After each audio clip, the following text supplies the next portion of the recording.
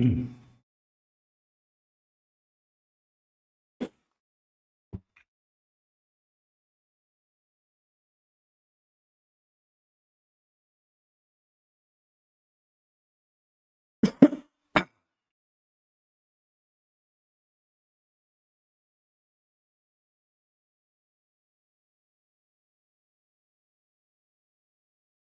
Everyone.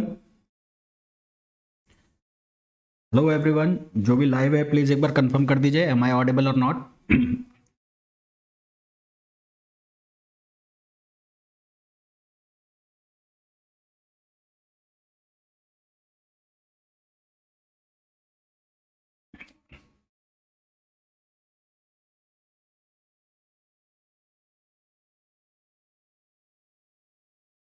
Clear है?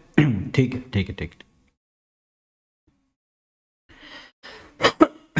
देखो भाई, हम लोग लास्ट लेक्चर में डिस्कस कर रहे थे हाइड्रोजन स्पेक्ट्रम। हाइड्रोजन स्पेक्ट्रम जो बेस था वो किसके बेस पर था? बोहर एटॉमिक मॉडल के ऊपर वो बेस था। तो बोहर एटॉमिक मॉडल के भी बहुत सारे ड्रॉबैक्स थे जो हम ऑलरेडी डिस्कस कर चुके हैं। हमने ये डिस्कस किया था कि बोहर एटॉमिक मॉडल जो है वो जो हाइड्रोजन का स्पेक्ट्रल लाइन है, फाइन स्पेक्ट्रल लाइन, उसको प्रॉपरली समझा नहीं पाया। फाइन स्पेक्ट्रल लाइन का मतलब क्या होता है कि जो स्पेक्ट्रल लाइंस होती हैं वो लाइंस है, ये मैंने आपको बता दिया था, पर उनको जब हम माइक्रोस्कोप से देखते हैं, स्पेक्ट्रोस्कोप से देखते हैं, तो उन लाइन के अंदर भी हमें और लाइंस नजर आती है। वो बहुत फाइन जो लाइंस है उसको नहीं समझा पाया कौन? Bohr atomic model. दूसरा, बोहर एटॉमिक मॉडल ने बहुत सारे न्यूमेरिकल अजम्पशन लिए थे कि जो एंगुलर मोमेंटम है वो NH कट है। उसके अलावा और काफ़ी सारे अजम्पशंस लिए थे, पर इन सारे अजम्पशंस के बाद भी ये जो splitting line of spectral lines हैं इसको ये क्लैरिफाई नहीं कर पाया। उसने ये माना था कि सर्कुलर ऑर्बिट्स है, पर जो सोमरफेल्ड की थ्योरी आई उसके अकॉर्डिंग जो इलिप्स हैं, जो ऑर्बिट्स हैं, वो इलिप्टिकल शेप के भी होते हैं और सर्कुलर के भी होते हैं, डिपेंडिंग ऑन द वैल्यूज। कुछ वैल्यूज हैं उनके ऊपर ये डिपेंड करता है। दूसरी चीज ये थी कि जो रेडबर्ग कांस्टेंट की हमने बात की थी, रेडबर्ग कांस्टेंट, वो रेडबर्ग कांस्टेंट की वैल्यू हमने कांस्टेंट लिखी थी 1.09 इंटू 10⁻7। पर वो कांस्टेंट कब तक है? जब तक जो मास है उसको हम क्या कंसीडर कर रहे हैं? इनफाइनाइट, है ना। मास को इनफाइनाइट कंसीडर करके चल रहे हैं। किसका मास? न्यूक्लियस का जो मास है उसको हम इनफाइनाइट कंसीडर करके चल रहे हैं। तो उस केस में वो रेडबर्ग कांस्टेंट कांस्टेंट है। यदि हम मास को फाइनाइट कंसीडर कर लें, यानी कि मास की एक फाइनाइट वैल्यू ले ली जाए, तो रेडबर्ग कांस्टेंट जो है उसकी वैल्यू क्या करेगी? चेंज करेगी। और रेडबर्ग कांस्टेंट की वैल्यू चेंज करेगी तो जितने भी हमारे फॉर्मूला बने थे, चाहे एनर्जी का फॉर्मूला, चाहे रेडियस का फॉर्मूला, वो सारे के सारे क्या होंगे? चेंज होंगे। तो ये कुछ ड्रॉबैक्स थे, मेजर ड्रॉबैक्स थे। तो सबसे पहले हम बात करेंगे रेडबर्ग कांस्टेंट की, उसकी वैल्यू किस तरह से चेंज हो रही है। फिर हम बात करेंगे सोमरफेल्ड के, बहुत ज़्यादा डिटेल में नहीं जाएंगे, ऊपर ऊपर की चीज़ें देखेंगे और उसके बाद कुछ क्वेश्चंस करेंगे। तो सबसे पहले मैं बात कर लूँ रेडबर्ग कांस्टेंट की। तो Rydberg constant Rydberg constant Rydberg constant value is constant for infinite mass. For infinite mass, when we take finite mass, Rydberg constant value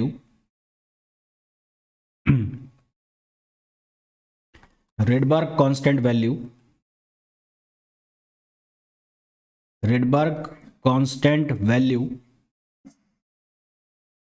changes for every atom.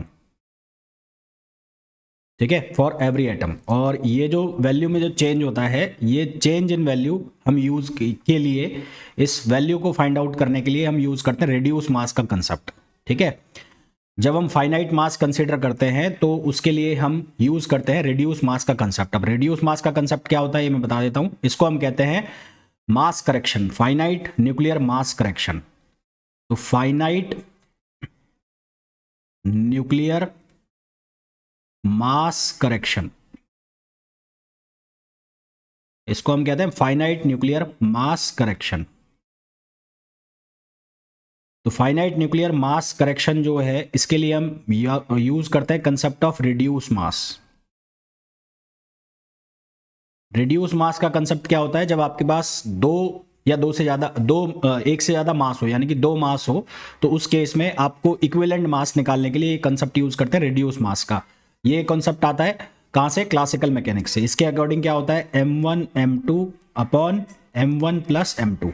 आपके पास दो मास है, एक है m1 और एक है m2, तो इन दोनों का जो इक्विवेलेंट मास बनेगा जिसको हम कहेंगे रिड्यूस मास, तो वो किसके बराबर होगा, m1 m2 upon m1 plus m2 m1 m2 upon m1 plus m2।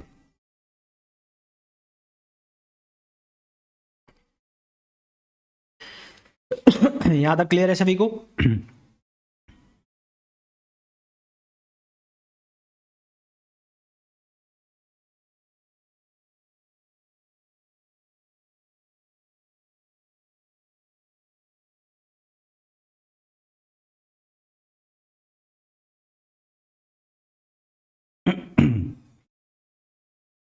बोलिए भाई, हाँ ना बोलो। अगर मैं हाइड्रोजन एटम का न्यूक्लियस कंसीडर करता हूं, तो फॉर हाइड्रोजन एटम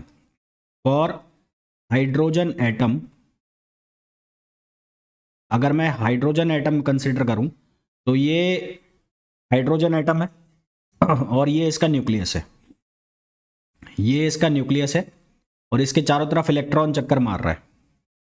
तो एक तो हो जाएगा ये इलेक्ट्रॉन का मास, जिसको हम कहेंगे मास ऑफ इलेक्ट्रॉन, और एक हो जाएगा ये न्यूक्लियस का मास, जिसको हम कहेंगे मास ऑफ हाइड्रोजन न्यूक्लियस, जिसको हम क्या नाम देंगे, मास ऑफ हाइड्रोजन न्यूक्लियस। और हाइड्रोजन के अंदर कौन है, प्रोटॉन है। हाइड्रोजन के न्यूक्लियस के अंदर कौन है, प्रोटॉन है और न्यूट्रॉन है। तो ये लगभग किसके बराबर हो गया, चार्ज पार्टिकल। तो ये किसका कितने टाइम्स होता है, 1836 MeV। ये हमें पता है कि जो हाइड्रोजन का जो न्यूक्लियस है उसके अंदर प्रोटॉन और न्यूट्रॉन है, और प्रोटॉन का मास अगर कंसीडर कर लिया जाए तो प्रोटॉन का मास कितना होता है, 1836 times of electron, mass of electron. तो अगर इसको रिड्यूस मास के फॉर्मूला में पुट किया जाए, तो रिड्यूस मास का फॉर्मूला क्या है, रिड्यूस मास का फॉर्मूला है mh होगा, न्यूक्लियस का मास लेना है हमें एक तो, और एक लेना है इलेक्ट्रॉन का मास, अपॉन mh प्लस me। तो जो न्यूक्लियस का मास है वो किसके बराबर हो गया, 1836 Me, और इनटू Me ये रहेगा एज इट इज, और यहां पर कितना हो जाएगा, ये हो जाएगा 2Me। यहां पर कितना हो जाएगा, 2Me। ठीक है, 2Me नहीं होगा, ये mh की वैल्यू रखोगे तो 1837 Me, 1837 Me। तो Me से Me कैंसिल हो गया, तो यहां से ये वैल्यू बनी 1836 Me अपॉन 1837। तो यहां से साफ साफ दिख रहा है कि म्यू की वैल्यू क्या आ गई, Me से कम आ गई। म्यू की वैल्यू क्या आ गई, Me से कम आ गई। म्यू h यानी कि जो करेक्शन हुआ मास में, जो रिड्यूस मास बन के आया वो इलेक्ट्रॉन के मास से भी कम आ गया। और यदि हम इनफाइनाइट मास कंसीडर करते यदि हम इनफाइनाइट न्यूक्लियर मास लेते, और फॉर इनफाइनाइट न्यूक्लियर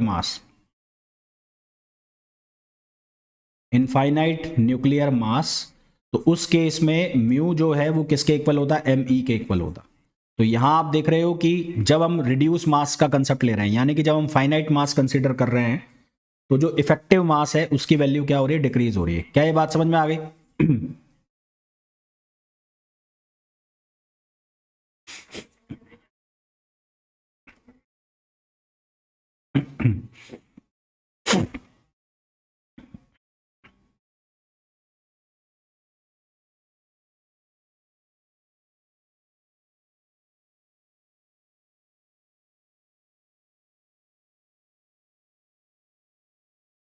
तो अगर मैं फाइनाइट न्यूक्लियर मास की बात करूं तो इसके बाद क्या क्या चेंजेस हुए। तो फॉर फाइनाइट न्यूक्लियर मास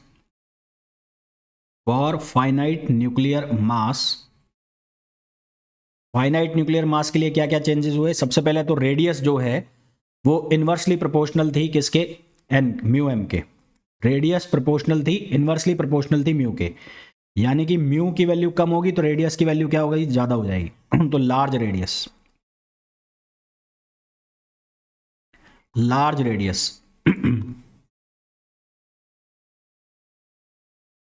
दूसरा क्या है, वेलोसिटी के अंदर कोई भी चेंज नहीं आया, velocity is equals to constant, no change. Velocity के अंदर कोई चेंज नहीं आया। रिडबर्ग कांस्टेंट जो है वो प्रोपोर्शनल हो गया म्यू के यानी कि रिडबर्ग कांस्टेंट की वैल्यू क्या हो गई, डिक्रीज हो गई, कम हो गई, है ना। रिडबर्ग कांस्टेंट की वैल्यू क्या हो गई, कम हो गई, स्मॉलर रिडबर्ग कांस्टेंट।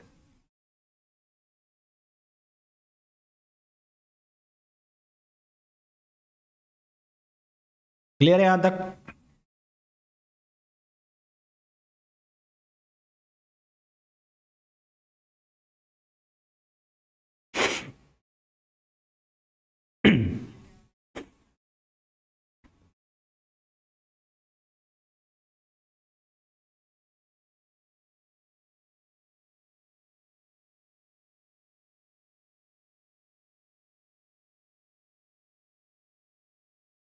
तो यदि मैं हाइड्रोजन के 3 आइसोटॉप्स लेता हूं, हाइड्रोजन के मैं 3 आइसोटॉप्स लेता हूं, एक लेता हूं मैं 1H1, अगर मैं लेता हूं 1H1, एक लेता हूं मैं 1H2 और एक लेता हूं मैं 1H3। 1H1 का मतलब है हाइड्रोजन, 1H2 का मतलब है ड्यूट्रियम और 1H3 का मतलब है ट्राइट्रियम। ठीक, ये हाइड्रोजन, ये ड्यूट्रियम और ये ट्राइट्रियम। तो यहां पर Mn का मतलब है मास ऑफ न्यूक्लियस, किसके बराबर हो गया, मास ऑफ प्रोटॉन। यहां पर Mn किसके बराबर हो गया, 2 इंटू मास ऑफ प्रोटॉन, और यहां पर मास ऑफ न्यूक्लियस किसके बराबर हो गया, 3 into mass of proton, 3 into mass of proton. तो अगर इनका हम क्या निकाले, रिड्यूस मास, तो रिड्यूस मास सबसे ज्यादा किसका आएगा, म्यू टी इसका आएगा, और इसकी वैल्यू जो आएगी वो आएगी 0.998 ME। इसके लिए इसका रिड्यूस मास जो आएगा टी 0.998 ME। ड्यूट्रियम का निकालोगे तो 0.997, और अगर हाइड्रोजन का निकालोगे तो 0.994। ये आएगा mu D equals to 0.997 ME। और इसी तरह से अगर हाइड्रोजन का निकालते हो म्यू एच, तो ये कितना आएगा 0.994 और ME। तो यहां से अगर आप देखो तो सबसे ज्यादा जो रिड्यूस मास आ रहा है वो किसका आ रहा है, म्यू टी का आ रहा है, फिर किसका आ रहा है, ड्यूट्रियम का आ रहा है, और फिर किसका आ रहा है, हाइड्रोजन का आ रहा है। तो इसका मतलब रिडबर्ग कांस्टेंट इन तीनों में से सबसे ज्यादा किसका हो गया, वो हो गया ट्राइटेरियम का, फिर ड्यूट्रियम का, और फिर हाइड्रोजन का। ठीक है, ये इनका मास हो गया। इस तरह के क्वेश्चन पूछे जा सकते हैं, इसलिए मैंने आपको बता दिया।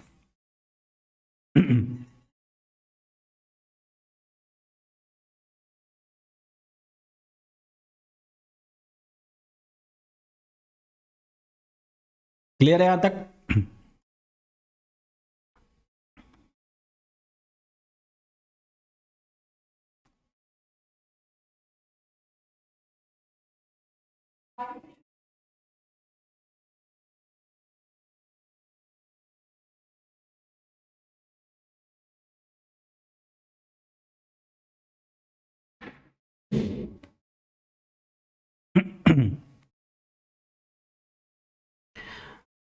अब हम बात कर लेते हैं सोमरफील्ड मॉडल की। मैंने ये बताया आपको कि जो बोहर्स एटॉमिक मॉडल है उसमें कुछ बहुत सारे न्यूक्लियर अजम्पशंस लेने, न्यूमेरिकल अजम्पशंस लेने के बावजूद भी वो हाइड्रोजन की जो स्प्लिटिंग लाइन का फाइन स्ट्रक्चर है उसको एक्सप्लेन नहीं कर पाया।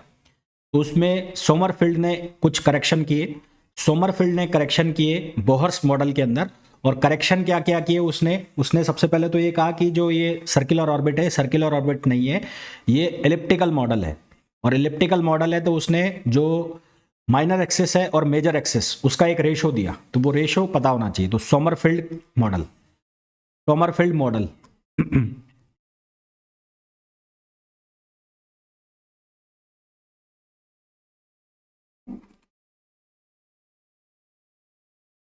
Correction in Bohr's atomic model. ये कुछ नहीं है, बोहर्स एटॉमिक मॉडल के अंदर ही करेक्शन है। तो सबसे पहला क्या किया, करेक्शन ऑफ एलिप्टिकल मॉडल। हाँ, मास ऑफ प्रोटॉन का वैल्यू पुट किया है।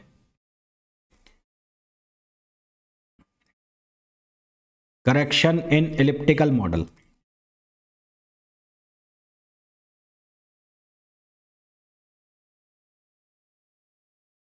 तो इलिप्टिकल मॉडल में क्या करेक्शन की, सबसे पहला तो ये माना गया कि जो इलेक्ट्रॉन्स है वो इलिप्स में क्या कर रहे हैं, रिवॉल्व कर रहे हैं।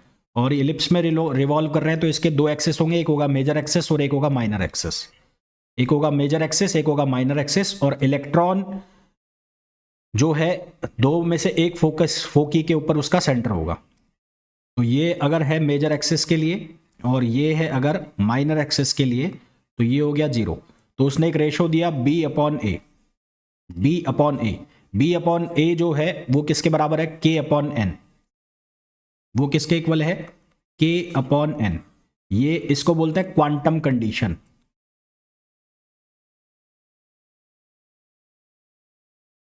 इसको बोला जाता है क्वांटम कंडीशन।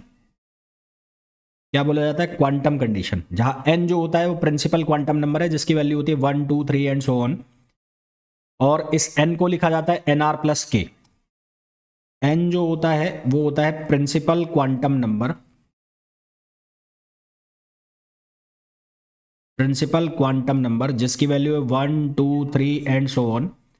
और इस n की वैल्यू को लिखा जाता है n equals to N R plus K. N R क्यों लिख रहे हैं? क्योंकि जब ये एजम्पशन लिया उसने और इसके जो भी ये क्वांटम कंडीशन बनाई, तो एक कंडीशन को बनाने के लिए उसने जो कोऑर्डिनेट्स यूज़ किए वो पोलर कोऑर्डिनेट्स यूज़ किए। पोलर कोऑर्डिनेट्स यूज़ किए तो n की जो वैल्यू है वो एन आर प्लस के, जहाँ एन आर जो है वो है रेडियल नंबर जिसकी वैल्यू स्टार्ट होगी 0 से, 0 1 2 3 एंड सो ऑन। तो एन आर जो है एन आर, ये क्या कहलाता है? Radial quantum number.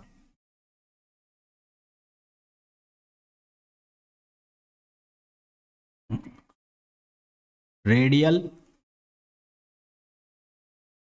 Quantum number, radial quantum number. इसकी वैल्यू 0 1 2 3 एंड सो ऑन, इस तरह से इसकी वैल्यू चलेगी 0 1 2 3 एंड सो ऑन। और जो k है वो है अजीमुथल क्वांटम नंबर और k की वैल्यू 1 2 3 एंड सो ऑन। और जो k है k, ये है अजीमुथल क्वांटम नंबर।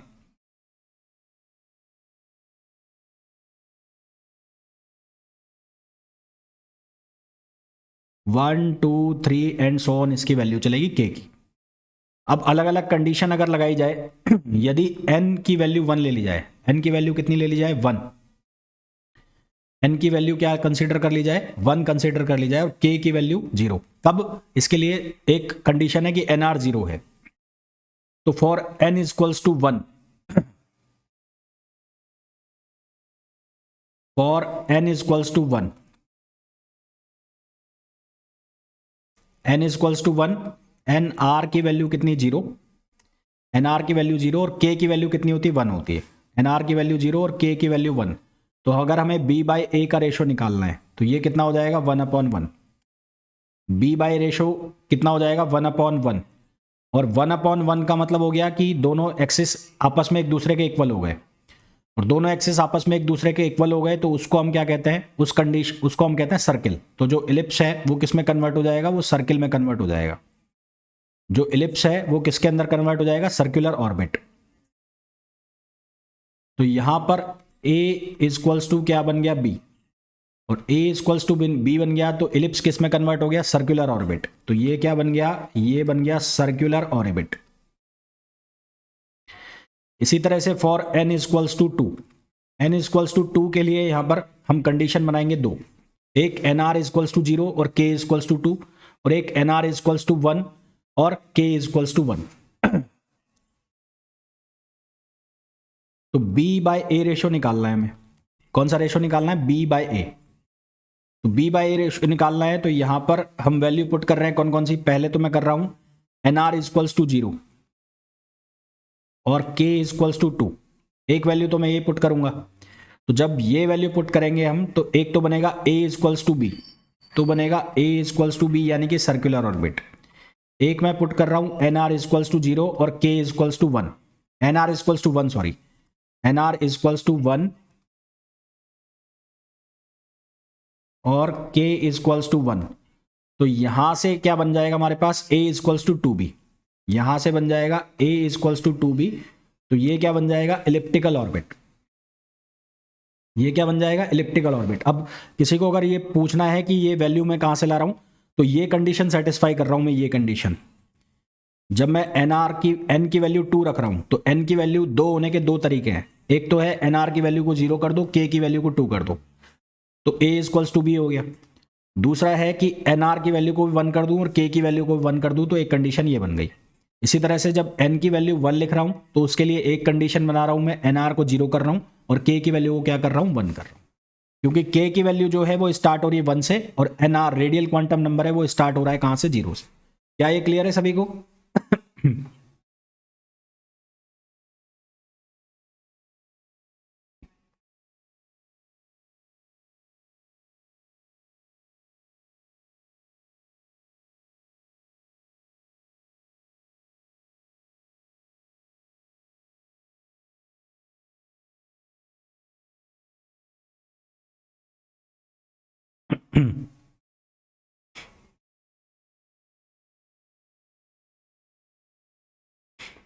तो ये था सोमरफेल्ड का करेक्शन। तो सोमरफेल्ड के करेक्शन के बाद ये जो बोर्स एटॉमिक मॉडल था जिसमें ये माना गया था कि जितने भी ऑर्बिट्स हैं वो सारे सर्कुलर होते हैं, तो सोमरफेल्ड ने करेक्शन किया और उसने माइनर एक्सिस और मेजर एक्सिस के बीच में रेशो निकाला, जो कि किसके बराबर था, अजीमुथल और एन बाय के बराबर था। ठीक है, तो वो रेशो से जो इलिप्स है, जो ऑर्बिट्स है, उनकी शेप निकल के आ गई कि क्या क्या शेप के ऑर्बिट्स होते हैं।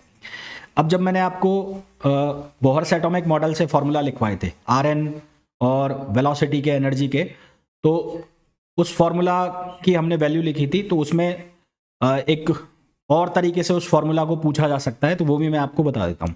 जैसे कि हमने रेडियस का फॉर्मूला लिखा था, रेडियस का, तो रेडियस का जो फॉर्मूला हमने लिखा था वो लिखा था बोर्स एटॉमिक मॉडल से 0.529 एन स्क्वायर अपॉन जेड, ये फॉर्मूला लिखा था हमने, है ना, ये फॉर्मूला लिखा था।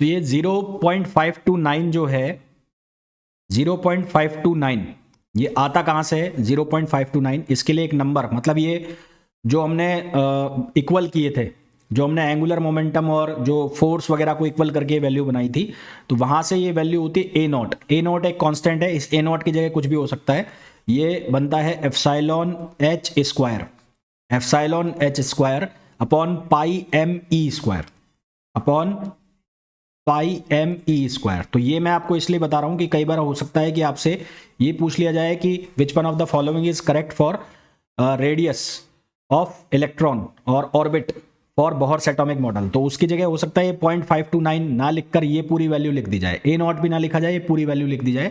तो ये वैल्यू कहां से आ रही है, यहां से आ रही है, epsilon epsilon H square upon pi M E square. ठीक है, ध्यान रहेगा ये।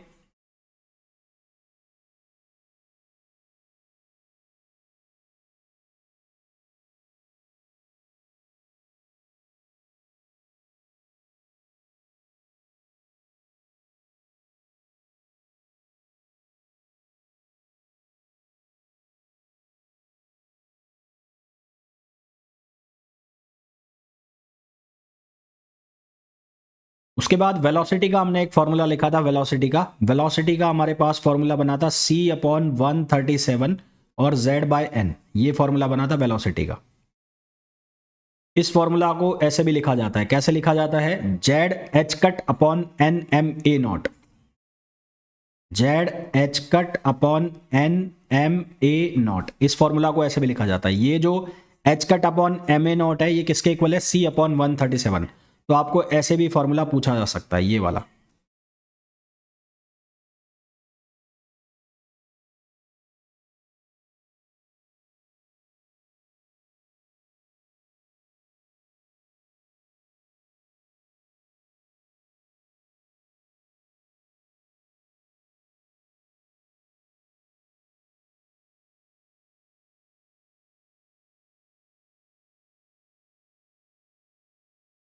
क्लियर है बेटा? अभी बता दूंगा, अभी क्लास चलने दो तो यार, बता दूंगा अभी, एक बार क्लास तो होने दो।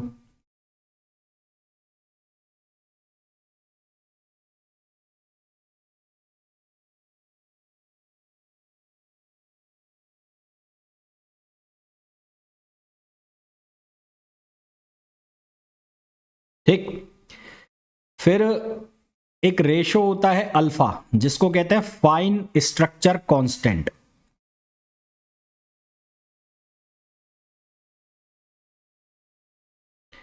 Fine structure constant, fine structure constant ये बराबर होता है velocity upon C, V upon सी,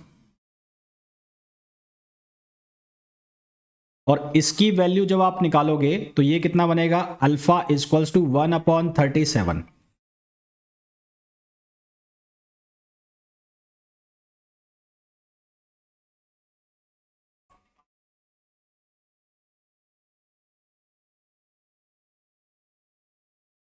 हाइड्रोजन एटम के लिए बात चल रही है, क्योंकि ये H अपॉन, अगर मैं हाइड्रोजन एटम के लिए बात करूं, फॉर हाइड्रोजन एटम, तो for hydrogen atom ground state, atom ground state, तो V की वैल्यू कितनी हो जाएगी, V की वैल्यू हो जाएगी H कट अपॉन MA0। तो ये वैल्यू बन जाती है अल्फा इक्वल्स टू 1/137, और ये जो है ये डायमेंशनलेस नंबर है, डायमेंशनलेस नंबर।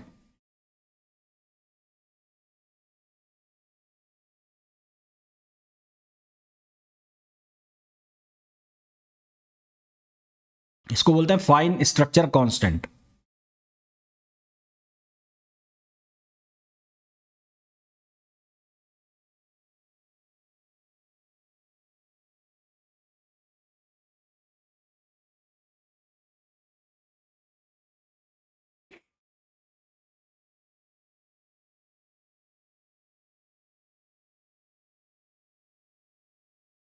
फिर हमने जो वेवलेंथ का फॉर्मूला लिखा था 1/λ वाला, या वेव नंबर बोल लो उसको, तो 1/λ जो फॉर्मूला आया था वो आया था R(Z²) 1/N1² माइनस 1/N2², ये फॉर्मूला आया था हमारे पास। अब जब रेडबर्ग कांस्टेंट में करेक्शन आ गया after finite mass correction, after, हाँ यूनिटलेस, डायमेंशनलेस हो गया तो यूनिटलेस हो गया ना, after finite mass correction 1/λ equals to ये हो गया R mu Z² 1/N1² minus N2²।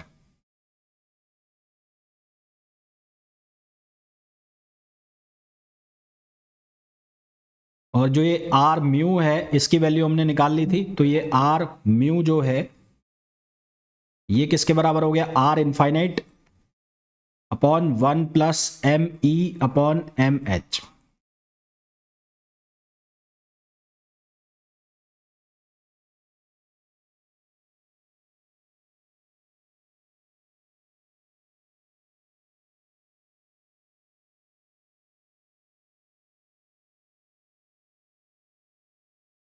ये आफ्टर फाइनाइट मास करेक्शन के आ गया। क्लियर है यहां तक सभी को?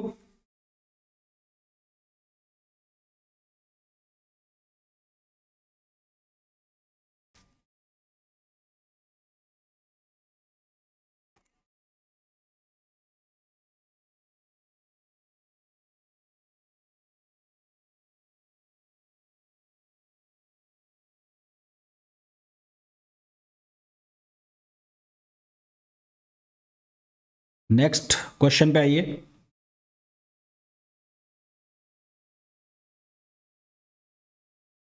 क्वेश्चन करते हैं पहले। तो फर्स्ट क्वेश्चन है, first question is Bohr's atomic model is based on,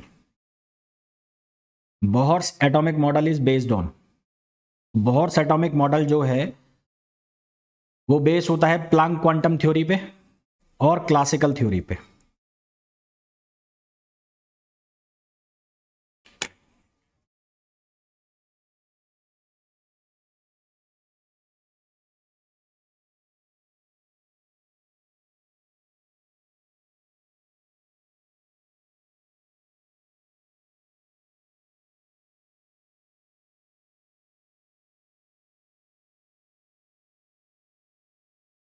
next question,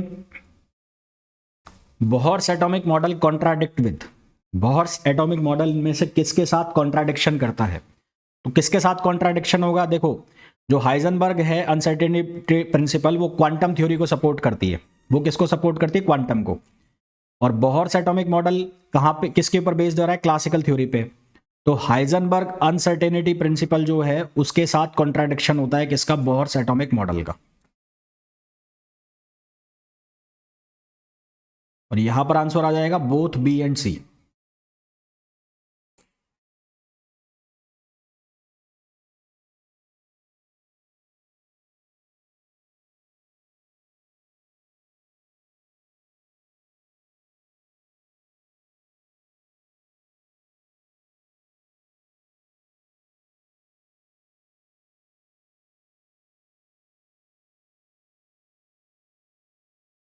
next question पे आइए। नेक्स्ट क्वेश्चन के अंदर हमें पूछा गया है ratio of velocity of the electron in the ground state of hydrogen atom and the velocity of light V and C पूछा है आपसे। अभी बताया था मैंने आपको ये। क्या आंसर आएगा?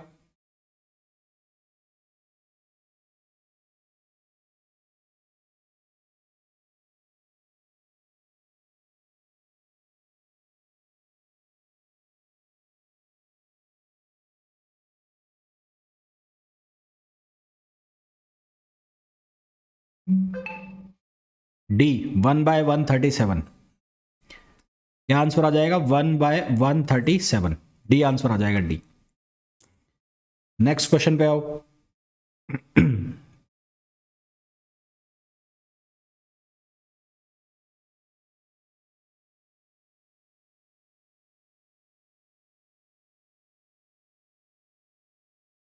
नेक्स्ट क्वेश्चन है the value of fine structure constant alpha is. The value of fine structure constant alpha is.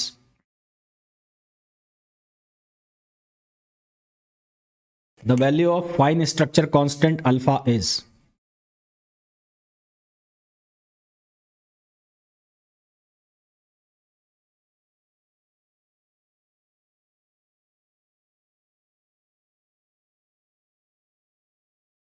क्या आएगा? 1/137।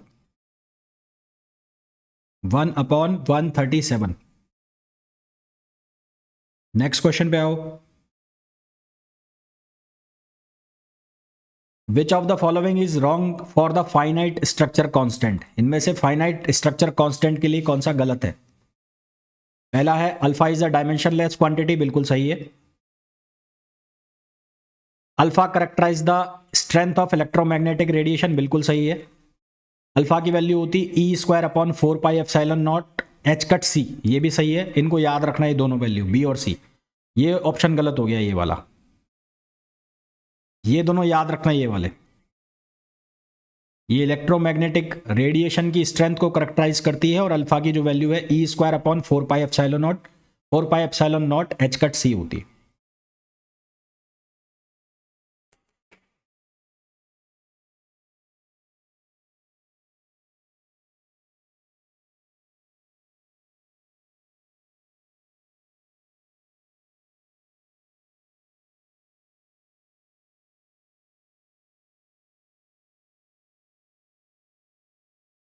नेक्स्ट क्वेश्चन देखो।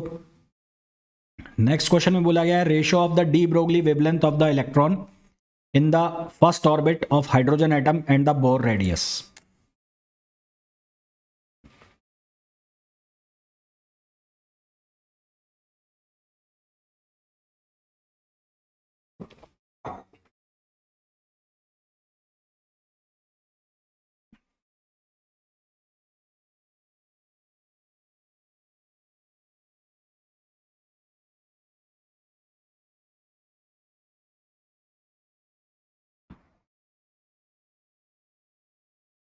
Ratio of the de Broglie wavelength of the electron in the first Bohr orbit of hydrogen atom and the Bohr radius.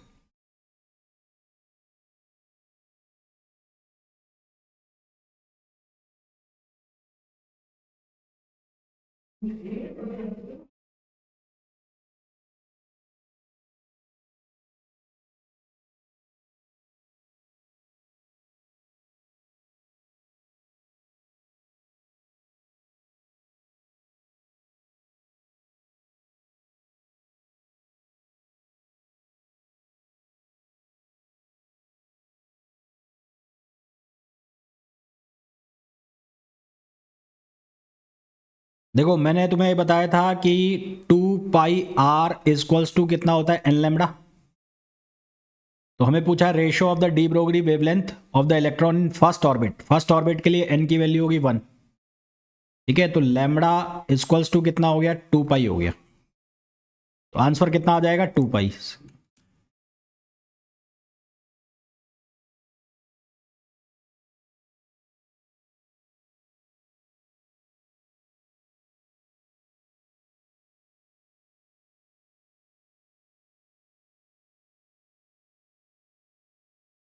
यहां तक clear है सभी को?